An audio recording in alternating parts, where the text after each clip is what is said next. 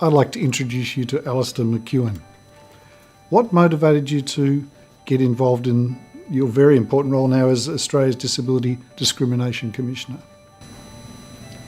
Well, as a person with a disability, every day I individually face challenges. So for me, there are barriers because I'm a deaf person, and that's made me motivated to ensure that we live in a world where we don't need to live with frustrations every day.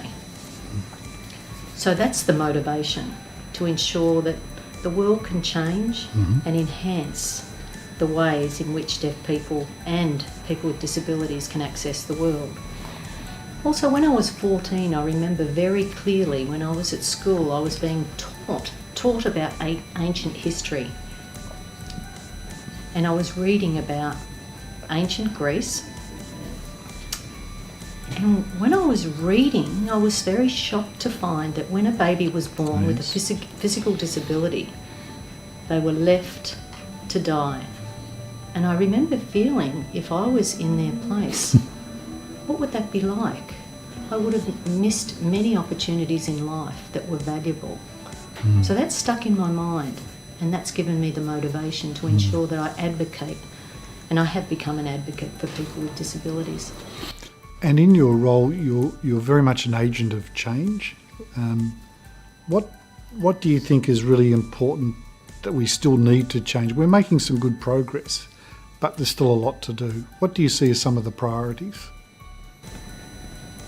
Well, for me, change is about a collective to ensure that we all understand each other and why we need change. Being part of that conversation to see how we can advocate and see change occur. We need to talk about it and agree on it so that we can then advocate for it. And really, we need to have that collective effort to increase the awareness. I see people who need more knowledge. They need to know how change can occur and what their rights are. And when you know your rights particularly, then you can advocate for them. So Alastair, you would see some examples of really good practice and some really bad examples of practice. Can you share some of your insights from the good and the not so good? And when I see that there are improvements that are needed, there are opportunities there to have a conversation with an organisation or an individual to ensure that they really understand that if they are inclusive in their practice, then that means that people with disabilities don't have to face those barriers every day and keep asking over and over again for services. What surprises you? Do you still get pleasantly surprised the way people approach disability? For me, I think I'm always quite surprised or shocked when I see there is a leadership.